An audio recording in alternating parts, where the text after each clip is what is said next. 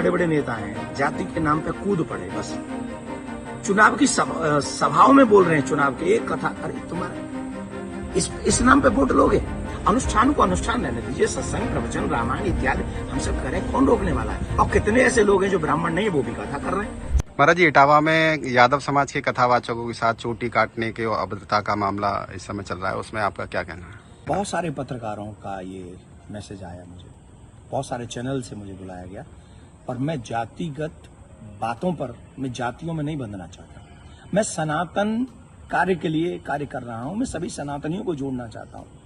रही बात चोटी काटने की, गलत है। किसी के भी साथ दुर्व्यवहार नहीं करना चाहिए। कोई भी किसी भी प्रकार का दुर्व्यवहार करता है वो ठीक नहीं। हम तो इसका प्रचार करते हैं, तिलक रखो और चोटी रखो, कलावा बांधो, कंठी पहनो, इसका हम प्रचार करते हैं। रही बात दूसरी कि जो लोग जातियों के लिए, मैंने तो देखा कि एक गांव में घटना घटी और उसमें बड़े बड़े देश के बड़े नामचीन नेता आकर बयान दे रहे हैं, और वो जातियों के विरोध में बयान दे रहे हैं, और वो वही काम कर रहे हैं जो अंग्रेजों ने किया था। मैं ये जानना चाहूंगा, अभी आप लोगों ने भी सुना होगा, मथुरा में एक कांड हुआ था, एक टेम्पो वाला पकड़ा गया था और उसने 23 लड़कियों के साथ दुर्व्यवहार किया था। उनकी वीडियो, उनकी पिक्चर्स और उनके सब हैं, और वो हट जाति के थे। वो बच्चियां जो थी वो हट जाति की थी। तब कहां चले गए ये सारे मर्द? क्या एक पुरुष का मान सम्मान स्त्री के मान सम्मान से ज्यादा है? हम स्त्री के मान सम्मान के लिए क्यों नहीं खड़े हुए? इसका मतलब ये नहीं मैं कह रहा हूं कि पुरुष का अपमान हो जाए तो हो जाए, अपमान किसी का नहीं होना चाहिए। जब लोग मूत्र जिहाद करते हैं, लव जिहाद करते हैं, थूक जिहाद करते हैं, तो वो जब थूकते हैं ना भोजन में, तो इसलिए नहीं थूकते कि ब्राह्मण पंडित जी जैन लेंगे।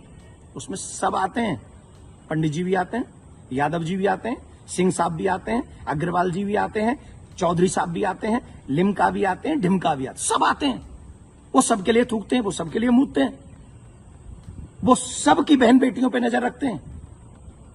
तब क्यों नहीं बोलते हम और आप सभी? बताइए, मैं जानना चाहता हूं। ये जितने भी लोग आज विवाद कर रहे हैं, ईमानदारी से बताइए, भगवान श्री राम किस लिए आए थे? वो तो क्षत्रिय थे।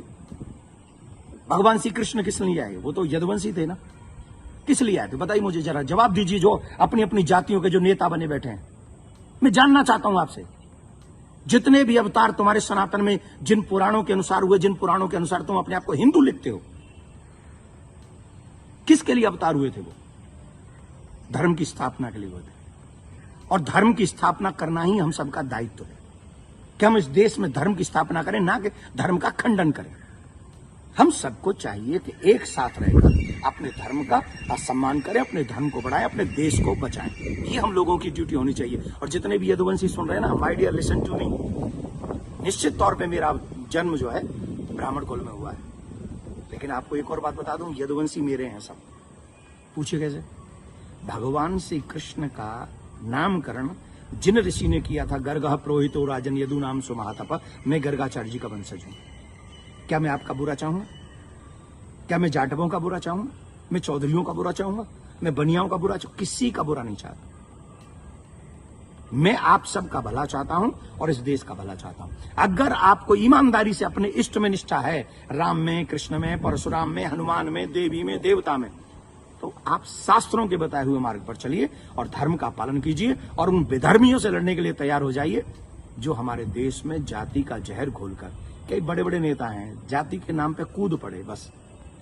चुनाव की सभाओं में बोल रहे हैं, चुनाव की एक कथा, अरे तुम्हारा इस नाम पे वोट लोगे? लेकिन महाराज जी, सवाल ये आ रहा है कि ब्राह्मणों के अलावा और कोई समाज का व्यक्ति कथा कर सकता है कि नहीं कर सकता? क्यों नहीं कर सकता भाई? कथा प्रवचन कहीं भी करे। हम अपने बच्चों को कहानियां सुनाते, कथा सुनाते हैं, क्या बुराई है?